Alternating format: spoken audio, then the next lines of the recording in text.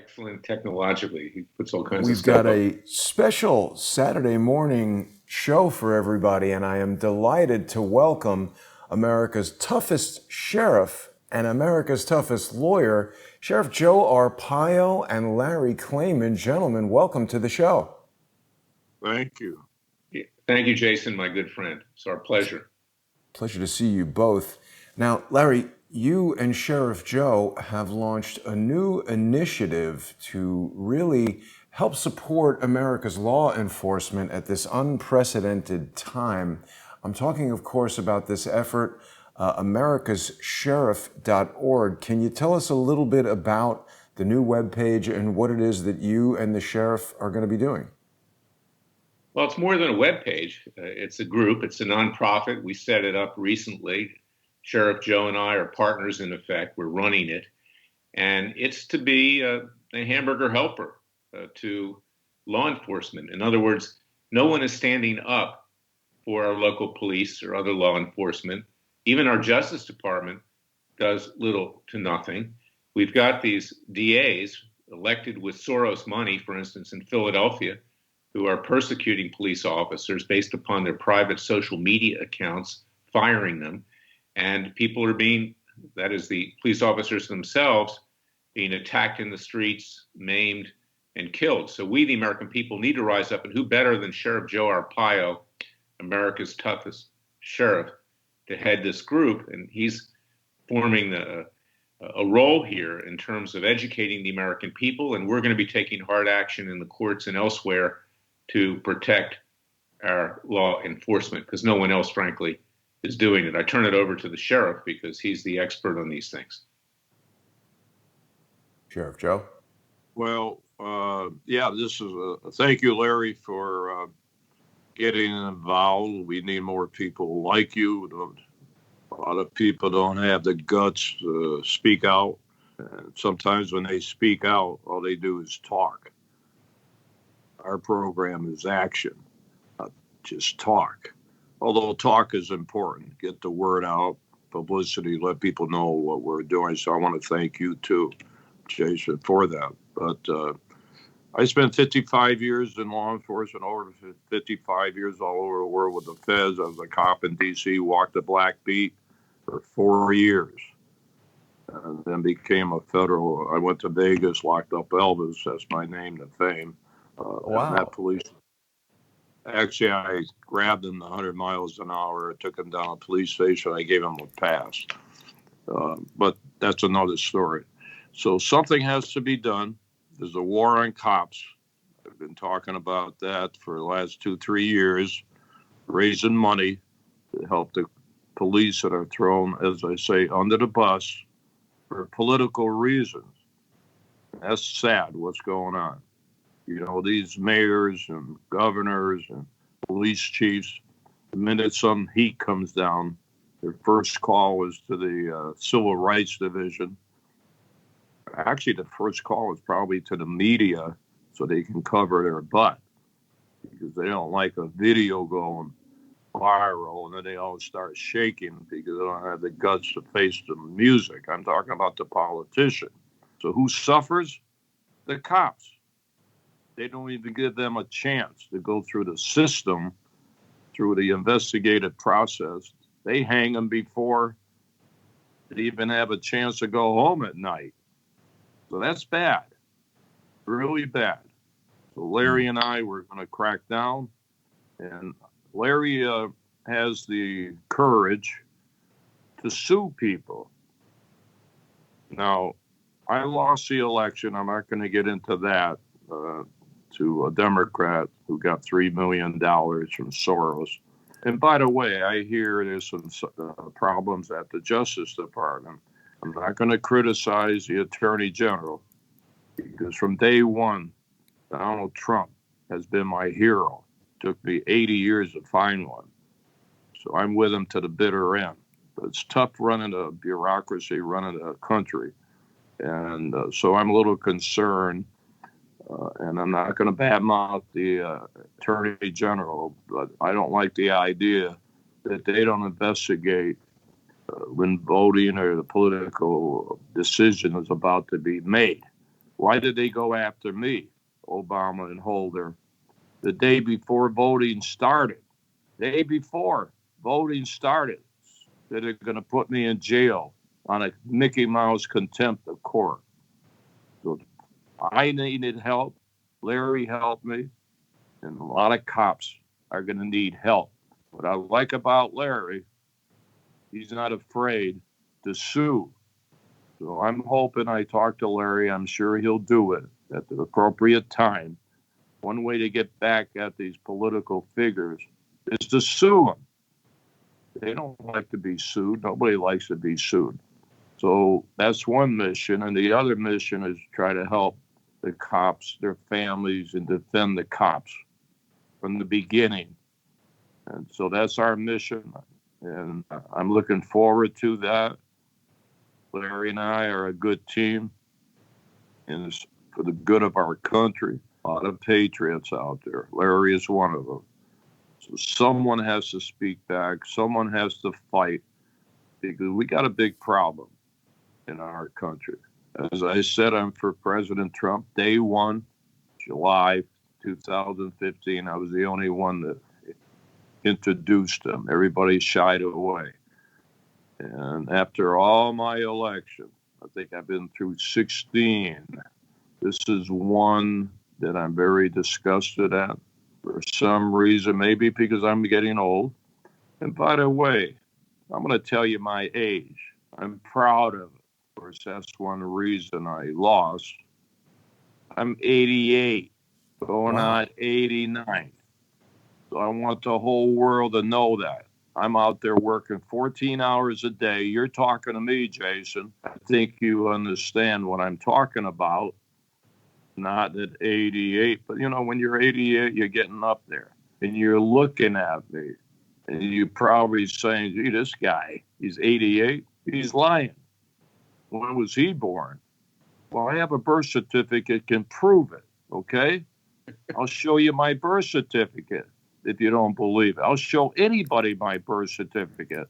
Now, I'm not going to say that for someone else. I'm sure there's a former president that doesn't have one, but that's another issue. And that's big in my book.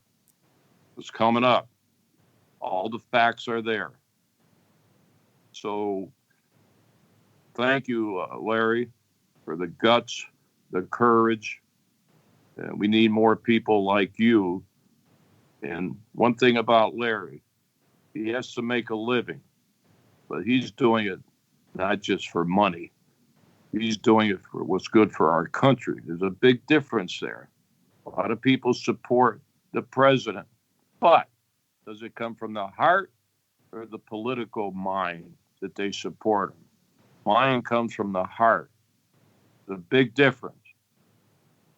So I'm looking forward to this.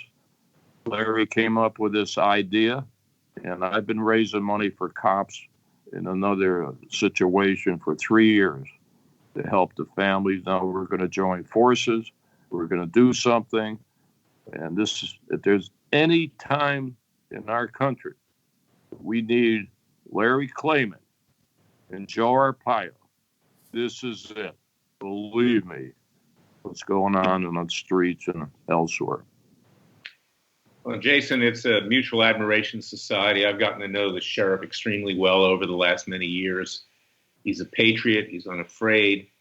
He supports all people. They've taken shots at him. They take shots at me. This is what they do.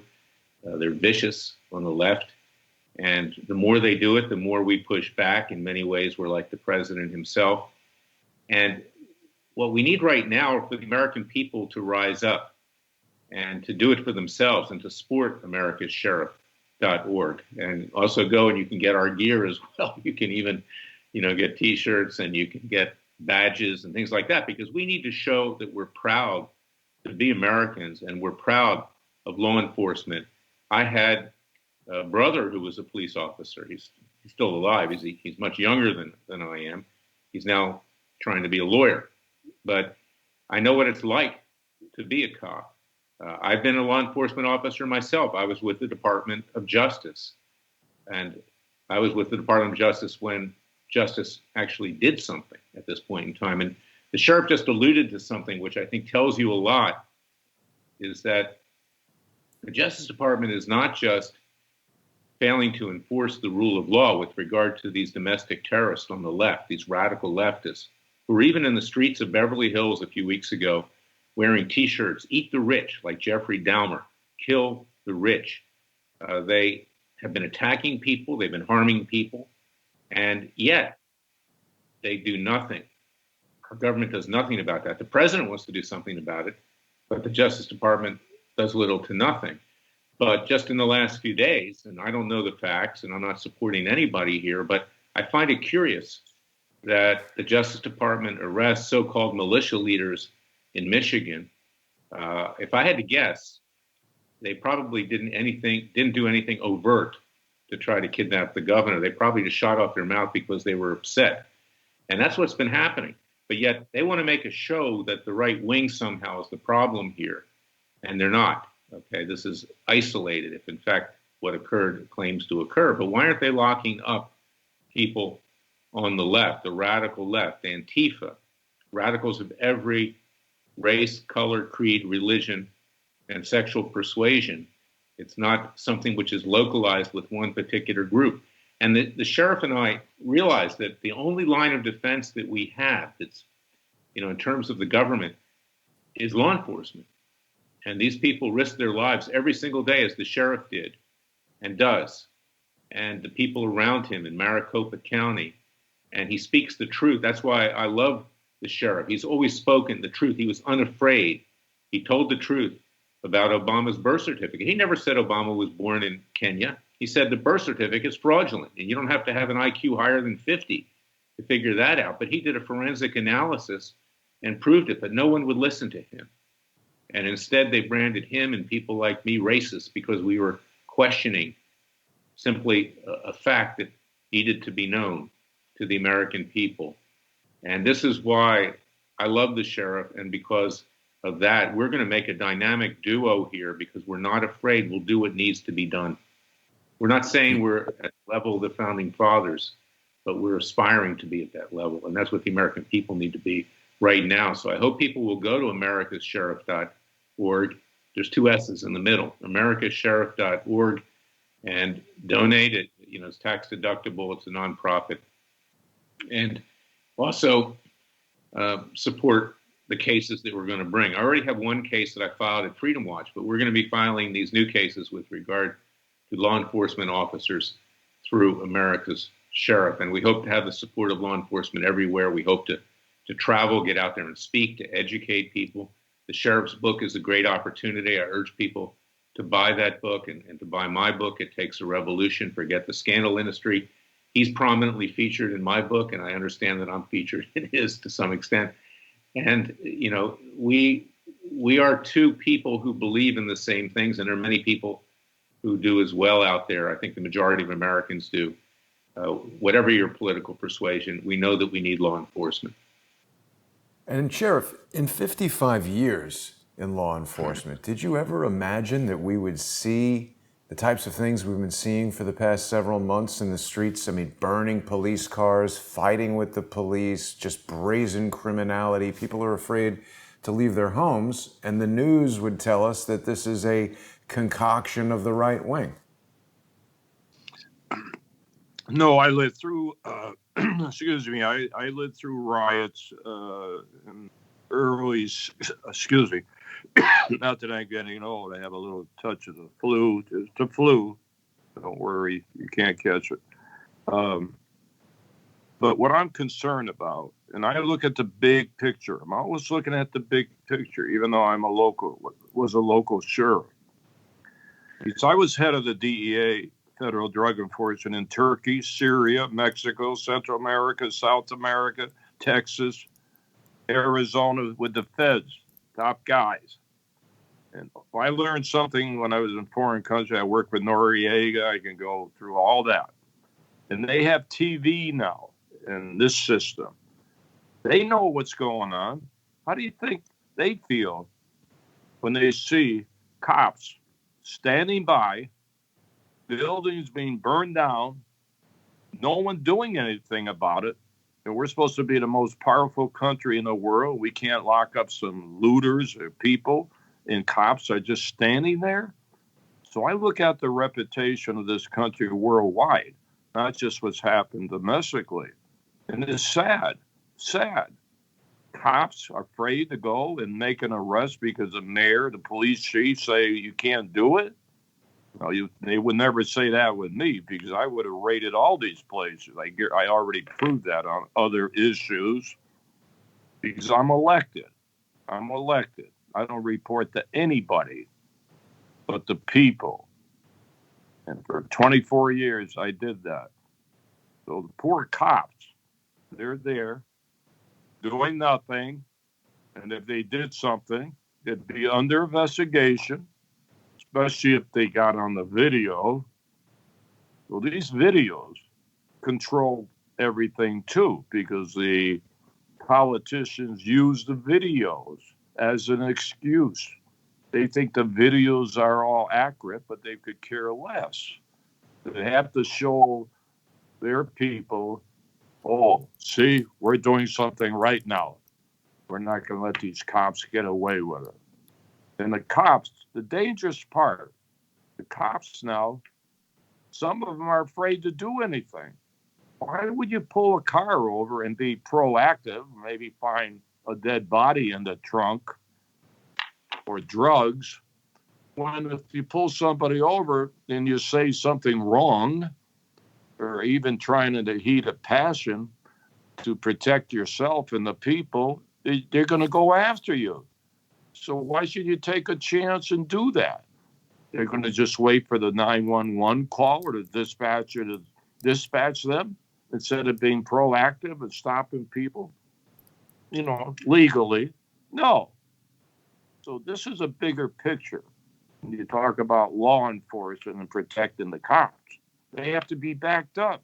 If you want them to stop people and sometimes catch terrorists, you know what happened? They stopped a few terrorists and what happened in New York. That's how you solve cases. You got to be active and you have to have the morale.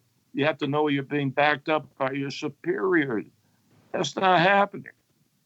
Now, I was with President Trump from day one. Day one, I'll tell you one thing. This is no garbage that he loves law enforcement and military. I've been with him. I've introduced him many rallies. He's not doing that to win votes. He's been doing it from day one. Day one. So the cops they better be happy they got Trump out there. So that's the way I feel about it. It's a major problem, international problem. You have a lot of people here that want to destroy this country. And it looks like they're getting away with it because they ought to be prosecuted. Every one of those people that spit in the sidewalk, and that's a violation of the law, lock them up. They don't lock anybody up anymore, it looks like, in these riots and all that. Sometimes they lock up the good people trying to defend themselves. Well, what's happening for sure here on the streets of New York, Sheriff, is that it's becoming obvious, as it is to you and viewers of Crowdsource the Truth, that the police are really not being proactive and not beating up on the police. As you point out, they realize they're at great risk. I mean, even if a suspect takes a weapon from them and fires it, and even if that's on video, I mean, here we have a suspect. The news likes to focus on the fact that this guy was doing nothing, sleeping in his car. But by the way, his car was in an active drive-through and he was sleeping because he was drunk. He starts a fight with the police when they attempt to arrest him, takes a taser, fires it at the police. And the police respond with deadly force, and unfortunately the guy is killed. But the move is to laud him as a hero and villainize the police. So you're right. It's, what officer would want to risk his family, his career, his own freedom to prosecute or arrest anybody when they know, even if they're in the right, they're at tremendous risk? It's a dangerous condition that's been created. And it's not just that, Jason. Look at I represent 8 Philadelphia policemen who were fired or forced to resign because a group called the Plainview Project, most likely financed by George Soros. It's very nebulous. It's like the Antifa. It's out there. They've done this to policemen around the country. Illegally broke into their private social media accounts. Whoa. And even retweets that the police just simply retweeted that other people made were used as a reason to fire them, hundreds of them. Now, who fired them? First of all, there's the U.S. attorney there, the district attorney there, Larry Krasner, elected with huge amounts of money. Millions of dollars of George Soros went to elect him, this socialist, borderline communist in Philadelphia, Pennsylvania, my native city, the home of our country, where Independence Hall is, where it all began. And then you had the mayor, Jim Kenney, who was up for re-election, who wanted to pander to certain minority groups there, radical African Americans in particular, not the African American people in general. And then the police chief, Richard Ross, who since has been dismissed for sexual harassment, and they bring in this woman from Portland by the name of Danielle Outlaw to replace him. Can you believe it? Her name is Outlaw from Portland. Okay, she's just there, for show. And they persecute these police and they drive them out without due process. Now, the sheriff can tell you if a policeman does something wrong, they have to go through a procedure to be disciplined. And usually the first time, it's minor. It's the second offense or third offense that really creates an issue. But these clients of mine didn't do anything wrong. Yet there are hundreds of them that have been fired, all for political purposes. So people are, they're quitting the police department. What do they need the aggravation for when people don't stand, when the government doesn't stand up for them? And Philadelphia is one of the worst examples, but it's happened everywhere. And another of our valiant police officers, who happens to be a member of the board of America's Sheriff.org, Demetri Penny, African-American police officer, got the same treatment with regard to the Plainview Project. And he's the one who brought cases against Black Lives Matter and Farrakhan and Sharpton over the massacre in Dallas, when Farrakhan was actually ordering his disciples to kill cops and whites there.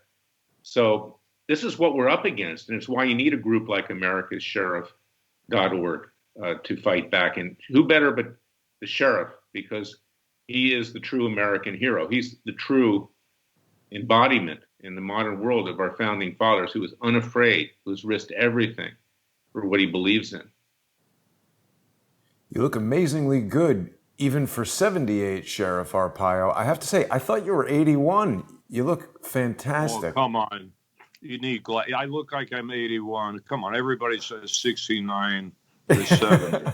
No, you look like you're in your 60s, but I thought that I had read somewhere that you were 81. I was surprised to hear that you're 88, and I'm so pleased that you're still... Why should I be ashamed of that? No, you shouldn't. See, I tell everybody when I run my age, I'm not afraid. I want the senior citizens to know if I can do it, they can do it. Don't just go around playing golf because you're 70 or 80. I do that for other reasons. Whenever I do something, it's not one reason. It's not. Let me tell you what makes me angry, and nobody talks about it. And I think I still know my mind, okay? 100% my mind operates. They're blaming our president for using this for political reasons, the racial issue. Why is he involved? Why does he say this word, that word? Well, what about Obama? Everybody forgot. He started it all. I'm from Massachusetts. I used to be head of the DEA, but I was sheriff at the time here.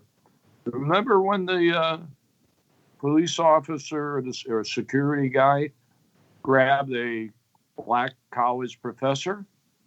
Right away, Obama start criticizing the cop.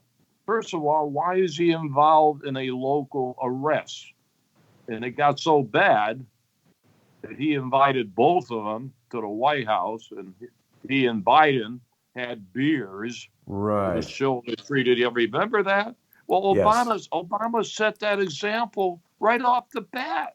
He set that example of what's going on now. Same thing. So when they go after Trump because he said something about the racial situation, why don't they talk about Obama when he took office? This is when he took office. Yeah. When he took office. Nobody talks about it. They got a short memory. So I talk about it. I remember it. And I could write 50 books on what they did to me. Believe me. One chapter I could write 10 books on, especially the one where the federal judge went after me, especially when Holder came from a law firm. Was it Larry? Covington Covington and Burling, yeah.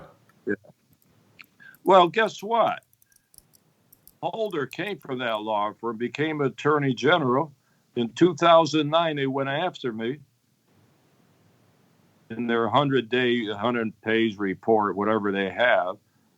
But here we come back to Phoenix. I'm in trial. ACLU has this law firm. And guess what? The federal judge that hanged me, his brother-in-law is a big shot with that law firm. A big shot. He decides how much money to give to his brother-in-law's law firm. Wow. Notwithstanding that his wife in a restaurant, 3 chums were there visiting, and they asked her, "Hey, what does your husband do?" "Oh, he's a federal judge, and he hates our sheriff. He's going to do everything in his power to make sure he never gets elected." Yeah, he did. He destroyed me. Now, I know the president pardoned me, and everybody says I say the wrong thing. I'm not supposed to say I'm not guilty. Yeah, I am not guilty. It's a contempt of court. 8 years, Larry knows. 8 years to get me, and all they could get me is on a contempt of court, a Mickey Mouse charge, like a dog bite. 8 years to get me and destroy me with Soros and everything else. That's just one law firm. I'm not going to get into the birth certificate law firm and his tie with Steele, the Russian thing. And Soros. It's all in my book. And you know what? Larry knows. Well, let me just say this with regard to age. Okay, I'm 69 myself, so Sheriff and I are the same age. Don't look. But it's experience, Jason. It's experience. Why do our adversaries in China, Communist Chinese, have elder leaders? Because they know what goes on. You draw from the past, from your experience, to be able to confront the future and the present. And age is a virtue, not a vice. That was Ronald Reagan's, one of his lines at the time. He said, "I wouldn't hold it against Walter Mondale that you're young and inexperienced." And he won. So that's a good thing. And let me tell you about my book now, because Sheriff's in it. He's prominently featured. But one of the things that triggered me to write this book, it takes a scandal industry, it takes a revolution to forget the scandal industry, was the way a federal judge who I always looked up to and liked, Royce Lambert, handled his case. Because after he was slapped on the wrist for a minor alleged offense of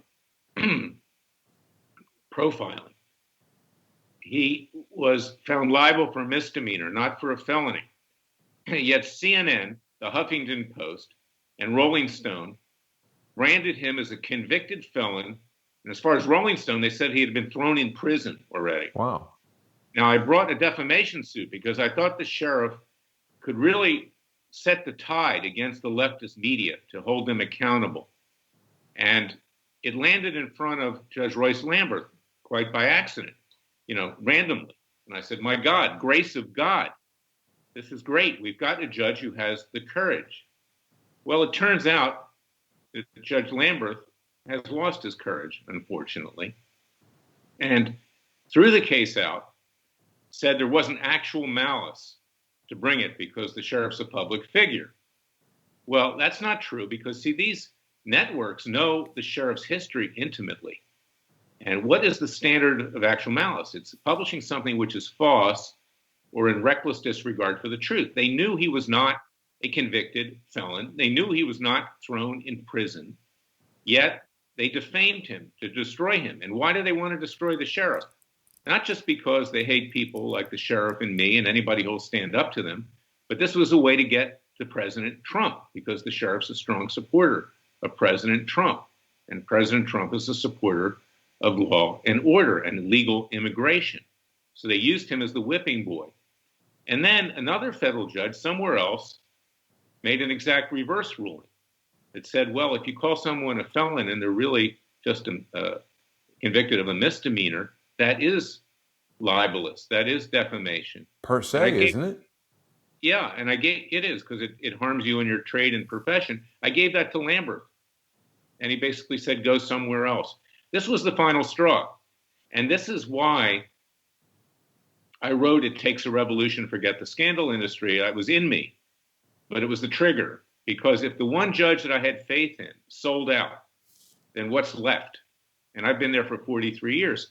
Now, Jefferson said that federal judges would become despots because they're unelected, unaccountable to the people, that someday we would have to shed the blood of patriots again, wage another revolution because of the federal judges.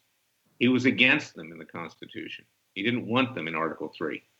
So this is what I'm trying to say to the American people, is that you've got the deep state that has tried to destroy Trump, is more powerful than Trump and the rest of the American people. You've got the court jesters on Capitol Hill stuffing money into their pockets who accomplish nothing and, in fact, work against the American people. And then you've got the judges, federal judges, who are the worst of all, thinking they're there for life, that they have immunity, unaccountable. And this is why you need an America's sheriff. It's why you need America's toughest sheriff, Joe Arpaio and Larry Klayman, because we need to take peaceful and legal action into our own hands. The establishment of both political parties won't do it, and the president has been attacked by them, and he's in fact been had his hands tied behind his back as well. So we're going to do it on behalf of the American people. But Larry, maybe you have a reason for not mentioning it, but I sure did in my book.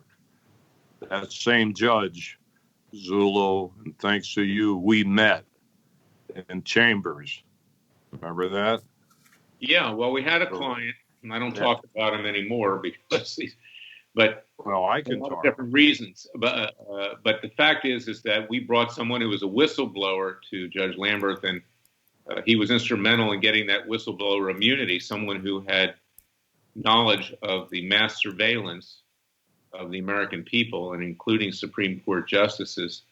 And we went to Comey, and Comey buried all of the evidence, took it off the market. Of course, nothing's happening from the government standpoint about those things as well. But we know that this deep state, the way they manipulate and control people is through the mass surveillance on prominent people like Sheriff Arpaio, like me, like judges and justices and American people as a whole. And they will destroy you if you attack them. But we're not afraid of that. And in fact, I got 2 preliminary injunctions against Obama's NSA on 2 occasions, changed the law, but of course they continue to violate these Fourth Amendment rights of search and seizure and privacy. So, yes, this judge has done some good things, but you see, not standing up for Sheriff Joe Arpaio, that was the final straw. And I understand the sheriff's written about this situation in his book with Royce Lamberth. I still consider this judge a friend, but I was so disappointed that he sold out as well. It's part of the whole thing today, is that people are afraid. They don't want any more aggravation. Royce Lamberth is up there in years as well. And, he's a friendly guy, and I got to know him, after I left Judicial Watch and founded Freedom Watch. And his heart, he's a good person. But on the other hand, there is no one on the federal bench right now that has the courage that needs to do what needs to be done. So we need to do it for ourselves. When we start to see some of this evidence coming out that the very top of the FBI was destroying evidence, and there's ex parte communications with Emmett Sullivan with regard to Mike Flynn, there seems to be an alarming amount of coercion being exercised over the federal judiciary. I'm not trying to make excuses, but, Sheriff, when you and your cold case posse were investigating the birth certificate, Mike Zullo was one of the lead investigators. You guys spent years breaking down this document.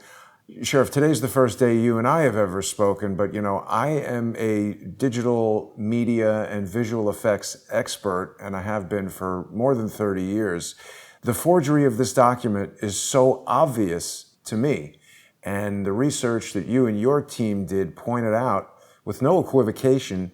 We can see just right here in this simple presentation, this date stamp from August 8th, 1961, is red ink, as you might get with one of these old school date, stampers, where you just literally press it down onto an ink pad and then embed it on the page. But the 1 is a different color than all the other numbers. It doesn't seem possible that this type of ink pad could even do that. And that's just one of the elements of evidence that indicate that this thing is a forgery. It's been compared to the Joanna Ani birth certificate. Elements of it match. I mean, pixel for pixel match. Not even any kind of doubt there. But yet, nothing has really happened. What do you think is going to happen with regard to the birth certificate evidence? And do you think that your research into this matter, was this touching the third rail, Sheriff? Well, first of all, we started this in 2011.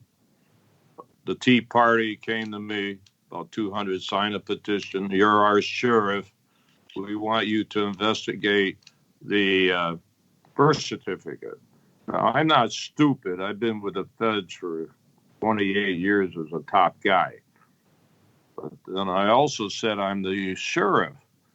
So it took me a few hours to decide to do it. I knew I would take all this heat, but someone had to do it. And I got Mike, who's a member of my posse, so they could not get me for using taxpayers' money, although I could have done it. It's a law enforcement investigation. So I started this. I took heat from the Republican Party, from, don't touch it, don't touch it. And I'm not going to get into my private meetings with the president. I never do that. So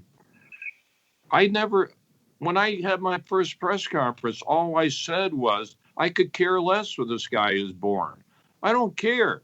I'm looking at a fake document. And by the way, I think I looked at 200,000 fake documents. When these illegals get a job, they have phony documents. Now, they weren't the president, but Obama and Holder sure went after me for that reason, for the birth certificate, not for illegal immigration. I still say today, when they went after me big time, George Soros with his $3 million and everybody, all of the illegal immigration, no, they knew I had the evidence, but I can never figure out why no one, no law enforcement agency, and I'm one, would come to me and say, let me look at your evidence. Okay? No one. The media, no one would touch it. Even Fox blackballed me last year. I've been on their show for 24 years because I mentioned the birth certificate. So one day, Larry, I want to know how the United States of America, the media, could cover up this fake document and afraid to even talk about it. That's what I want to know before I go upstairs. It's the biggest hoax in the United States history. And yet, it's still there. Nobody wants to talk about it, but I'm talking about it. I will continue to talk about it until someone has the guts to look into it, come to my office to see all my files.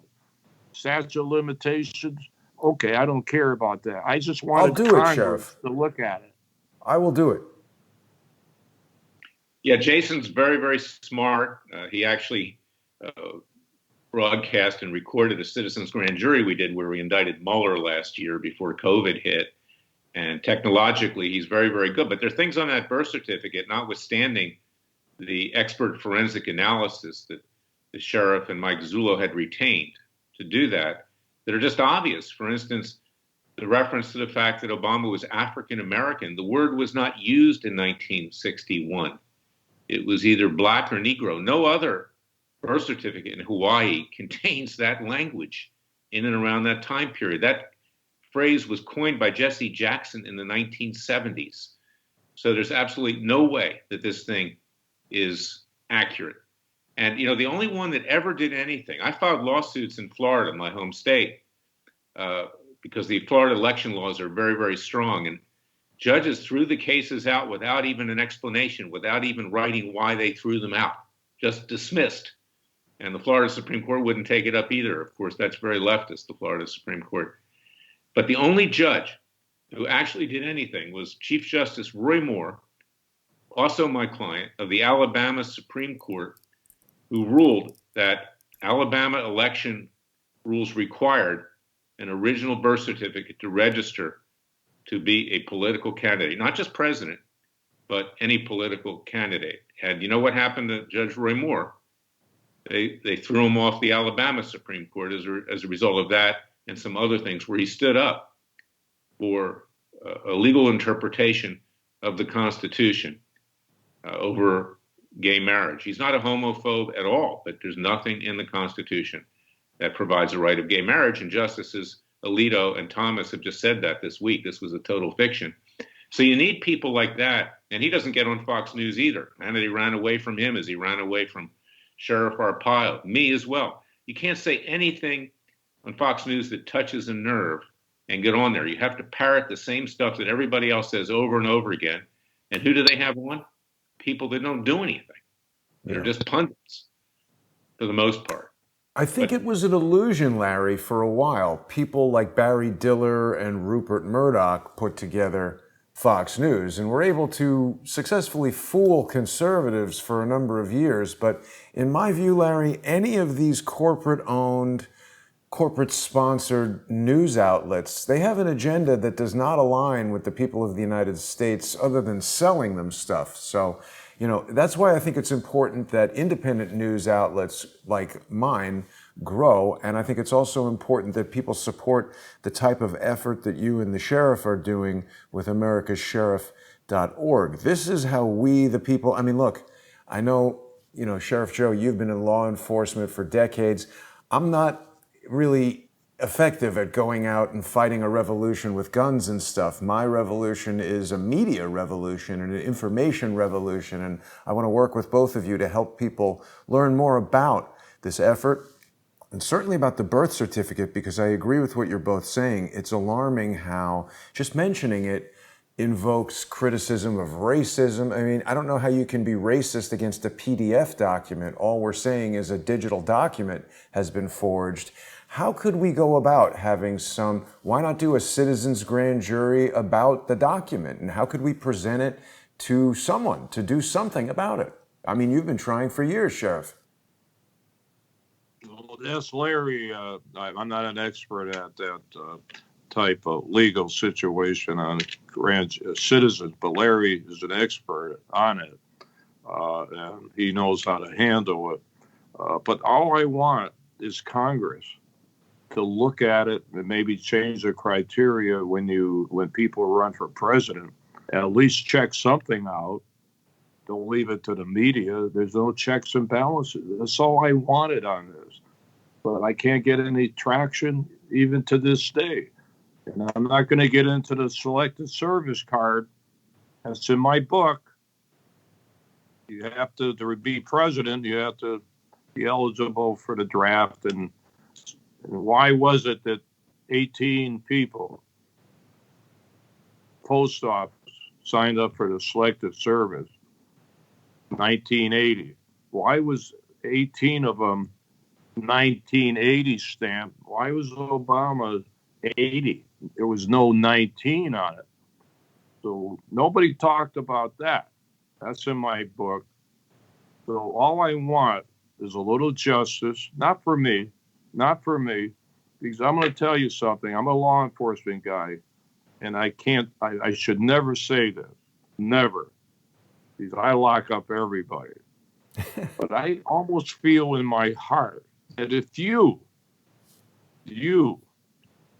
had a fake government document, Hawaii or anywhere, I'm almost ready to say you ought to get a pass. Because why are they going after you and not going after The other situation, this happens to be the president, why are they giving him a pass? So should everybody get a pass under the same circumstances? No, we know that, but we know why. Because he's the president, or was the president. That's sad. That's what burns me up. This guy gets a pass because he's the president, and other people have to go to jail, especially those that don't have much money and can't afford a lawyer. So they're shoved in jail, and this guy gets a pass because his name is Obama. I will never forget that. I have nothing against Obama. In fact, I had a picture with him in 2009, and also right after that with Biden. That's when they started the investigation. That's when I talked about the swine flu. That's when I went into tents and talked to 10 illegal immigrants to find out where they were from in Mexico. That's where it started. And found out that south of Mexico City, 300 died of that flu. 60 million had that flu. 60 million. Even McCain said way back, well, if we can prove the disease came into the United States, we ought to close the border. 1969. That's when, the same year, when they said, when they went after me, we don't have evidence against Arpaio, but we're going after him again. Not again. They started that. That's the same year the wiretap. They wiretapped me, according to good sources. Same year. And that's the time I said we have to do something about the swine flu. And now look what's happening with the president, all the heat he's taken on, unfortunately, what's going on. But this is all politics. Sometimes I get angry at it, but, it's okay. It's the name of the game. I'm happy to take the heat. I'm always happy.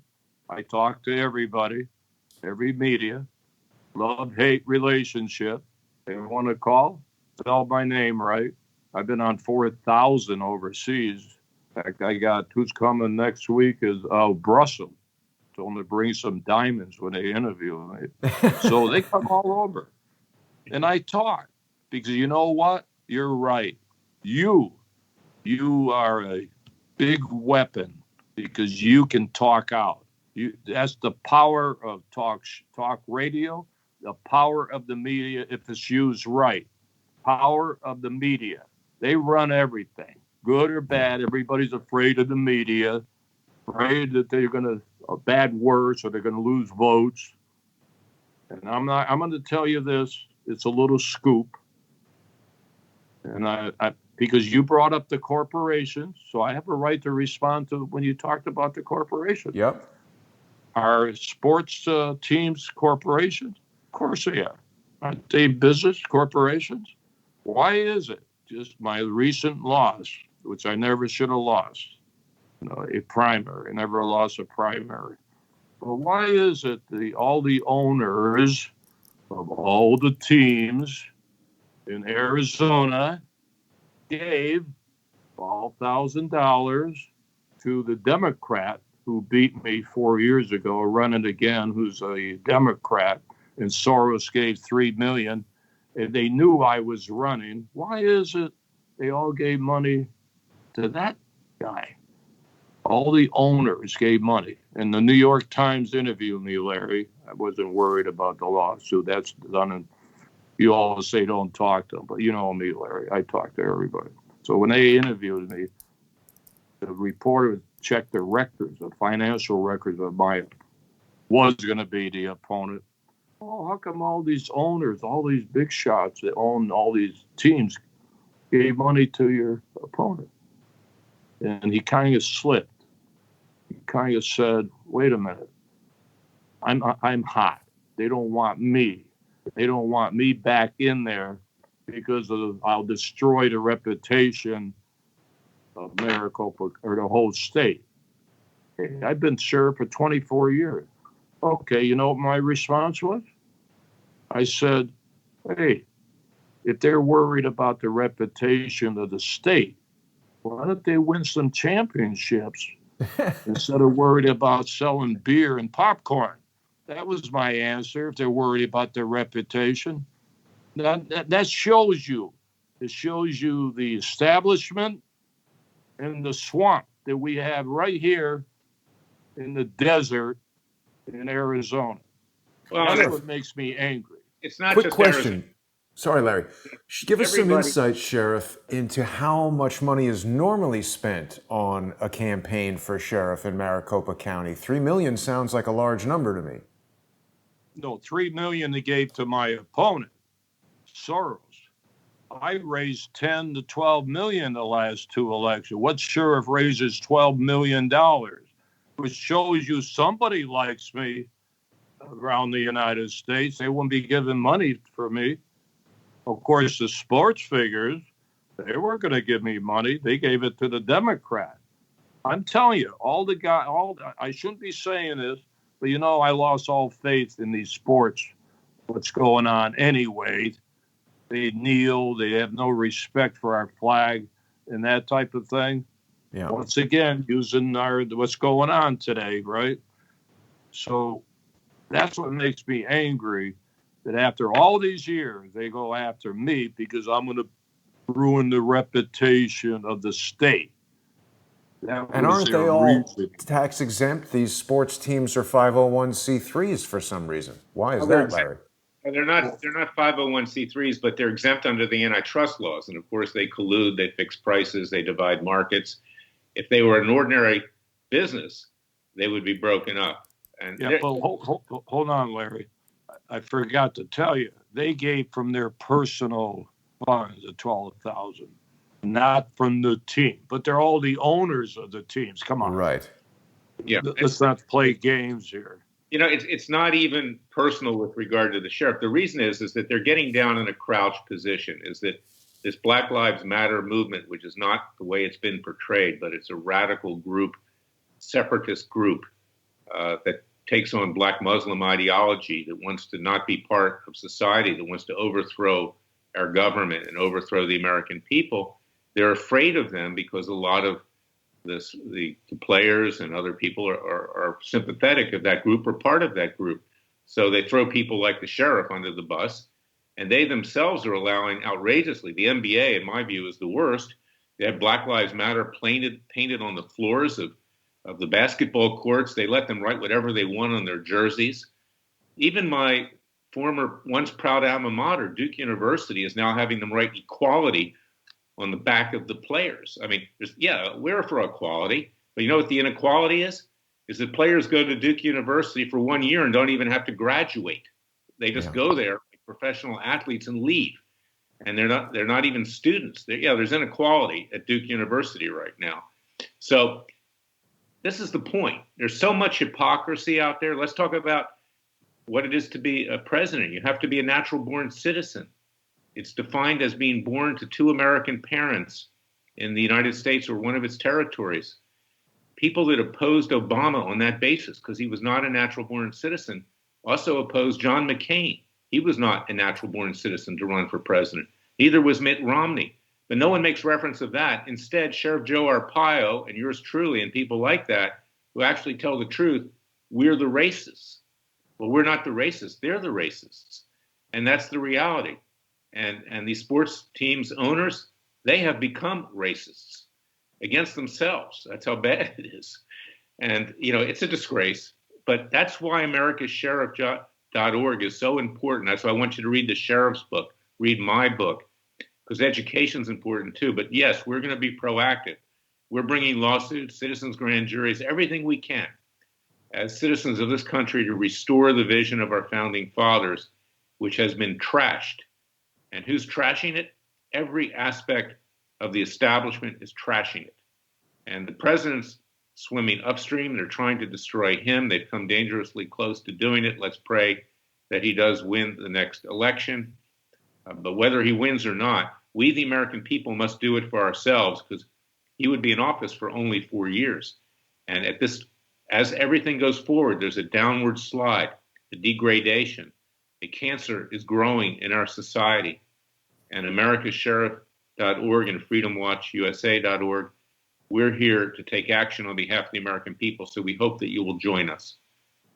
Now, I know both of you are very busy and we're getting close to the end of our hour, but I do want to touch on just one more subject, Sheriff Arpaio, because I think you're touching the third rail all over the place. And I didn't know anything about this, swine flu topic that you brought up, but something that most people do not know, and this is not conspiracy theory, this is not racism. The CDC itself published this article in 2005 describing how they reconstructed the 1918 influenza pandemic virus by digging up U.S. Army soldiers from World War I who had been buried in a mass grave. I think it was in Alaska. So these guys were preserved in permafrost, and they extracted samples from their lung tissue and recreated the most deadly virus ever known to man in 2005. And then in 2009, we had this viral flu outbreak. You were describing some of the numbers. A lot of people suspect that this activity of reconstructing the 1918 influenza could have some relation to some of the things that we're seeing right now that don't seem to make sense. I'm trying to speak very carefully because Larry has just helped me to restore this YouTube channel, and we're now living in a 1984-esque version of 2020 where simply saying things can get me shut down and trample my business. Had you heard about this reconstruction of the 1918 flu, Sheriff? No. What do you think of that? I heard. No, I go back to the swine flu because of the situation, and I went public. I have a good memory. I remember Cavuto. I said that, and then all at once, everything, boy, they're after me. Don't forget, that was just after Obama and Holder took office when all this happened, 2009. And once again, I'm going to say we have good information. They tapped my lines. So they were after me. Now, why were they after me? Well, illegal immigration, but I must have triggered something when I start talking about the swine flu. Yes. And so on. So just doing my job, and Larry knows I'm a pretty honest guy. Maybe I'm too honest, but I have on that book, I can back up every word. I kept all my reports from the day I was born all over the world. I kept reports. Think of that. I have documentation. I don't worry about lawsuits because everything is documented through court records on that book. That is a honest book. Honest book. I'm not trying to sell the book now. And by the way, the book is the main reason I did that. That's my third book, is I have to get the word out. I can't get the word out through the media. I'm hoping that somebody will get that book and read it. That's all. That's my only hope I have left is through the media, unless Larry and I can shake up the system somewhat as time goes on. So, no, the swine flu, very interesting story. And by the way, I put a press release out 4 months ago, page and a half, to the world. Nobody would even pick it up and call me. Nobody. And I even threw in there, that's the time they started the investigation on me, when I talked about the swine flu. Nobody. Well, and think about that. Years later, Obama let people in who had Ebola. By the grace of God, Right. That was not right. a tragedy. I brought a lawsuit against Obama for that, for which I was vilified as a racist again. Okay, anytime you attacked Obama legally, you were a racist, and I'm not afraid of that, and neither is the sheriff. Is that we're not racists? That we believe in rights for all people. I've never heard a racist word out of the sheriff's mouth, and nor has he heard one from me.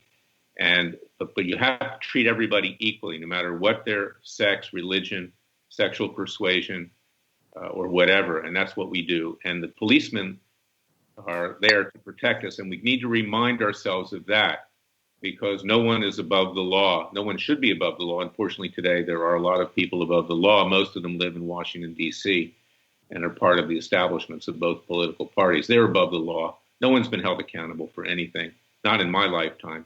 few lower level people. That's it. But we'll take action at americasheriff.org. You can be sure of that. And I hope that you'll support us. Yeah. And I know, Larry, a lot of people who watch Crowdsource the Truth are really fed up with the lack of action. So we're thankful to have you and Sheriff Joe, organizations like americasheriff.org. People can go there and donate. It's a 501c3. And Sheriff Joe Arpaio and Larry Klayman are going to be fighting for our law enforcement officers, which, frankly, I would really prefer to see law and order restored rather than the city I was born in and still live in continue to deteriorate into the garbage pile it's become under Mayor de Blasio and Governor Cuomo. People can also support Larry and his team at freedomwatchusa.org. Go to freedomwatchusa.org and you can click on the donate button. You can also subscribe to the Freedom Watch YouTube channel. People have been watching a simulcast of today's video on there. If you're not yet subscribed, head over to Freedom Watch, click on subscribe, and you can hear Larry's podcasts, his radio shows, the interviews he does here on Crowdsource the Truth. And I really want to thank you, Larry, for introducing me to Sheriff Joe. I've tried several times to interview you, Sheriff Joe. I've been in Arizona and everything. I know you're very busy, but I certainly want to help you publicize this press release. And Sheriff, I've independently looked into the things that you and your team have investigated, and I agree with the conclusions that you've come to. I'd like to offer you an opportunity to come back to Crowdsource the Truth anytime you want. We can continue talking about this stuff and help get the word out. I also want to help people know that they can purchase your book, Sheriff Joe Arpaio, An American Legend. It's available right now on Amazon as a Kindle book, and people can get it wherever books are sold. Gentlemen, anything else you'd like to say before we wrap it up this morning? Sheriff, you wrap it up. You're my hero. Well, he's a hero. I only have one hero. It took me 80 years to find it, and that's Donald Trump. One hero. It took me 80 years. But they called me a racist. One thing I did not put in the book, but, you know, at my age, maybe if it's a story on me, I ought to talk about the 4 grandkids I have. One is black, one is Mexican, the other 2 are white. So they want to call me a racist. I could care less. It doesn't bother me at all. I know what I am in my own heart. So let them, when they can't get you on one thing, they throw the race card. Okay, that's all right. But I want to thank you for your show, for what you're doing. Very powerful what you're doing. So thank you again for that. And Larry, thank you for all your help. My pleasure. And we're going to really change the way things are. We're going to do it because the American people will support us. I know that God is behind us as well. Well said, absolutely. And I want to thank the both of you for coming on the show this morning and for everything that you've done. We really need individuals like Sheriff Joe Arpaio and Larry Klayman, but there's nobody else in the world like either of you guys. So thank you for joining us this morning. And I want to thank all the viewers that make this show possible. Like we were discussing, corporate news entities that are sponsored by huge corporations that have people like some of the people we've been talking about sitting on their boards of directors. They're never going to bring you this kind of information. So Crowdsource the Truth can't continue without your support and sponsorship. Please go to subscribestar.com/crowdsourcethetruth or patreon.com/crowdsourcethetruth and become a sponsor. Sheriff Joe, Larry, thanks so much, guys. Have a great day. I'll see you both soon, and thanks for watching, everybody. Thank you, Jason. Thank you.